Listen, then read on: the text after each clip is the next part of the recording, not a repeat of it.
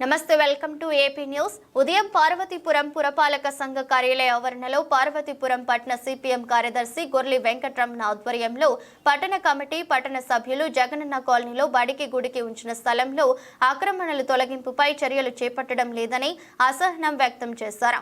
ఈ సందర్భంగా సిపిఎం జిల్లా కార్యదర్శి వర్గ సభ్యులు వాకాడ ఇందిరా, పట్టణ కమిటీ సభ్యులు పాకల సన్యాసిరావు, బంకూరు సూరిబాబు, సంచాన ఉమా, పడాల రాజశేఖర్ మాట్లాడుతూ కొత్తవలస గ్రామం జగనన్న కాలనీ సర్వే నంబర్ 118/1-3లో 466 సెంట్లు ప్రభుత్వం కేటాయించిందని 22x20 చదరపు అడుగుల విస్తీర్ణం కలిగిన స్థలాలు సుమారు 248 అర్హులుగా గుర్తించారని, రోడ్లు వేయని మిగిలి స్థలం 46 సెంట్లు మరియు 16 సెంట్లు అక్కడ నివాస ప్రాంత ప్రజలకు భవిష్యత్ అవసరముల నిమిత్తం అనగా బడికి గుడికి ఆటలకు ఉంచారని, ఉంచిన స్థలంలో కొందరు ఆక్రమణదారులు ఆక్రమణలు చేశారని లిఖితపూర్వకంగా ఫిర్యాదులు ఇచ్చినా ఇంతవరకు ప్రాథమిక విచారణ కూడా జరపలేదని అసహనం వ్యక్తం చేశారు. భవిష్యత్తులో ఆక్రమణలు తొలగించకపోతే ఉద్యమాన్ని ఉధృతం చేస్తామని అన్నారు.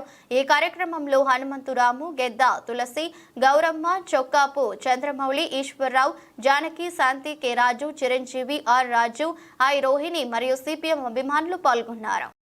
4 ఎకరాల 66 సెంట్లలో మిగిలి రోడ్లు పోగా 45 సెంట్లు 16 సెంట్లు అక్కడ భవిష్యత్తులో నివాసం ఉండే కాలనీ వాసులకి బడికని, గుడికని లేదా శ్మశాన వాటికని, ఆట స్థలాలకని ప్రభుత్వం వారు ఉంచారు. అయితే ఉంచిన ఈ 61 సెంటు భూముల్లో ఆక్రమణదారులు రాజకీయ నాయకుల అండదండలతో ఆక్రమణలు చేసి భవంతులు కట్టి అమ్ముకుంటున్నారు. ఇది చట్టరీత్యా నేరం. ఇది తీసేయాలని, ఆక్రమణలు తొలగించాలని జాయింట్ కలెక్టర్ గారికి వినతిపత్రం ఇచ్చాము. అలాగే మున్సిపల్ కమిషనర్ గారికి వినతిపత్రం ఇచ్చాము.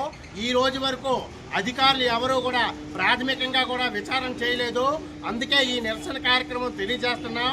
ఈ ఆక్రమణ తొలగించకపోతే, ఆక్రమణదారులను ఇచ్చి తొలగింపులు చేయకపోతే భవిష్యత్తులో పోరాటం ఉధృతం చేస్తామని సిపిఎం పట్టణ కమిటీగా తెలియజేస్తున్నాం.